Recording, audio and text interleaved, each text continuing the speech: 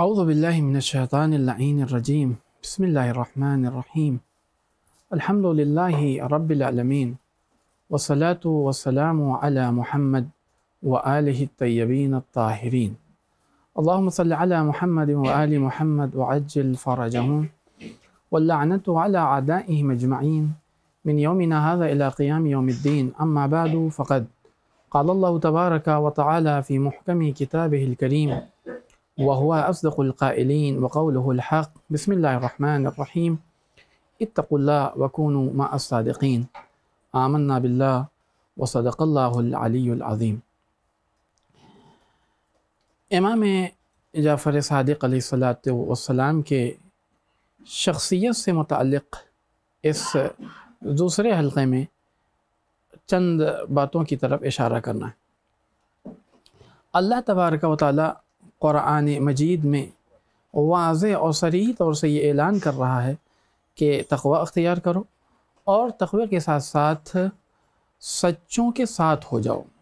اگر قرآن مجید کی فصاحت پر غور کیا جائے تو اللہ تبارک و تعالیٰ نے یہ نہیں کہا کہ اتقوا اللہ وَأَطِیعُوا الصَّادِقِینَ، یہ نہیں ارشاد فرمایا کہ تقوی اختیار کرو اور سچوں کی اطاعت کرو، نہیں، تقوی اختیار کرو اور سچوں کے ساتھ ہو جاؤ، اس لیے کہ اطاعت اور ساتھ ہونے میں ایک فرق ہے۔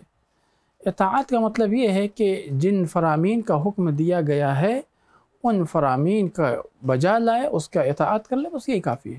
لیکن ساتھ ہونے کا مطلب یہ ہے کہ ہر موڑ کے اوپر ان کے ساتھ رہنا ہے، اپنے آپ کو ان سے جدا نہیں کرنا ہے، اس لیے کہ بسا اوقات اور بلکہ اکثر اوقات انسان ان چیزوں کی طرف مائل ہوتا ہے کہ جس سے خدا کی خوشنودی بہرحال حاصل ہونے والی نہیں ہے، لیکن اس کے باوجود اگر انسان اپنے نفس پر کنٹرول کرے اور سچوں کے ساتھ ہو جائے تو یقیناً پروردگار عالم کے لیے اس کے لیے بہترین جزا ہے۔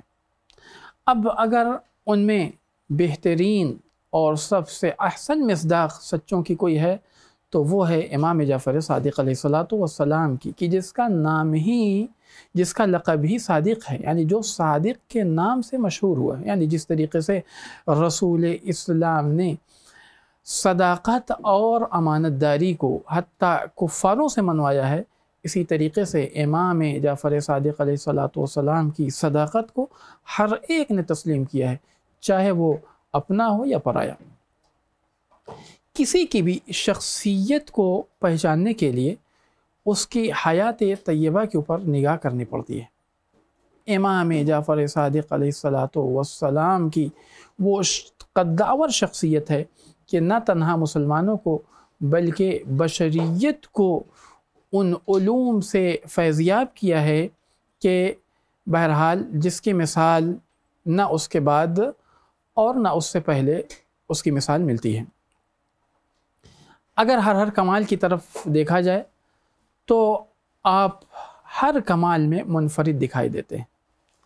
اخلاق کی بات کی جائے تو اخلاق کے اعلیٰ ترین درجے کے اوپر آپ فائز ہیں۔ روایت میں ملتا ہے کہ حج کے موقع کے اوپر ایک شخص کے ایک تھیلی کہ جس میں پیسے رکھے ہوئے تھے کھو گئے، وہ تھیلی کھو گئی، وہ تلاش کرتا ہوا مسجد میں آیا۔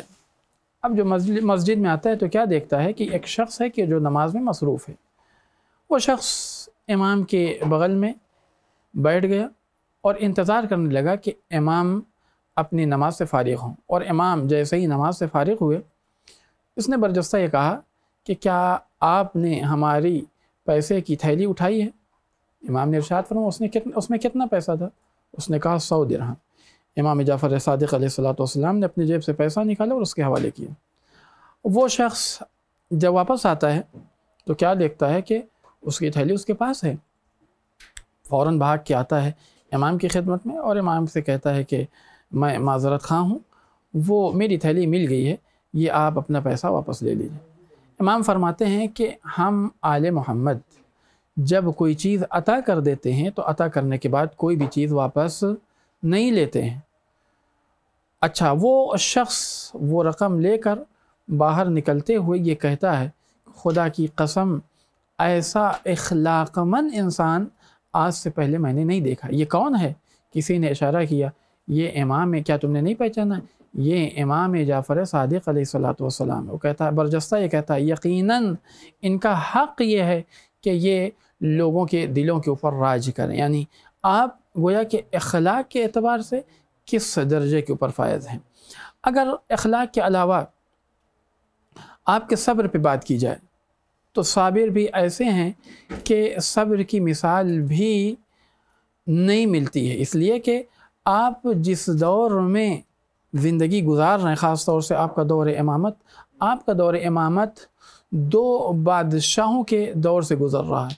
एक तरफ बनी उमैया का ख़ात्मा हो रहा है, दूसरे तरफ बनी अब्बास का सूरज तुलू हो रहा है। यानी ऐसे 2 मौक़े के ऊपर इमाम जाफ़र सादिक़ अलैहिस्सलातु वस्सलाम ने ज़िंदगी गुजारी है। गोया कि अमवी ज़ुल्म को भी बर्दाश्त किया है और अब्बासी ज़ुल्म को भी बर्दाश्त किया है, और आपकी विलादत ही ऐसे मौके के ऊपर हुई है कि इमाम ज़ैनुल आबिदीन अलैहिस्सलातु वस्सलाम को आपने जब भी देखा है गिरिया करते हुए देखा है, जब भी देखा है रोते हुए देखा है। गोया कि आपकी विलादत हुई है और आपके कान में सुबह शाम दास्तान करबला दोहराई जा रही थी।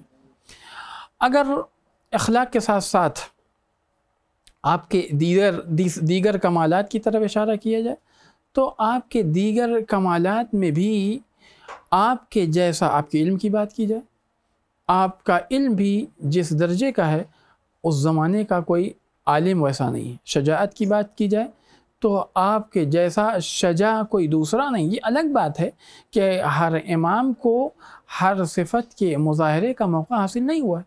इमाम को जिस सिफत के मुज़ाहरे का मौका हासिल हुआ है, इमाम ने उस सिफत का मुज़ाहरा किया है। चूँकि इमाम जाफ़र सादिक़ अलैहिस्सलातु वस्सलाम को ये मौका हासिल नहीं हुआ है कि शजाअत का मुज़ाहरा कर सकें, लिहाजा उसका मुज़ाहरा नहीं कर सके। लेकिन इसका मतलब ये नहीं है कि इमाम जाफ़र सादिक़ अलैहिस्सलातु वस्सलाम अशजउन्नास नहीं थे, नहीं, अपने ज़माना के अशजउन्नास थे, यानी उनके जैसा शजा उस ज़माने में कोई नहीं था। लेकिन चूँकि इमाम जाफ़र सादिक़ अलैहिस्सलातु वस्सलाम को शजाअत का मौका हासिल नहीं हुआ, लेकिन इस वजह से शजाअत का मुज़ाहरा नहीं कर सके। लेकिन हमारे और आपके छठे इमाम ने अगर दीगर तमाम, चूँकि वक्त इजाज़त नहीं देता कि हर सिफत की तरफ रोशनी डाली जाए और हर सिफत को उजागर किया जाए, लेकिन अगर हर सिफत, चाहे इल्म, शजाअत, अखलाक, किसी भी मरहले के ऊपर गौर किया जाए, हर मरहले में आपको मिलेगा कि इमाम की जैसी शख्सियत है वैसी शख्सियत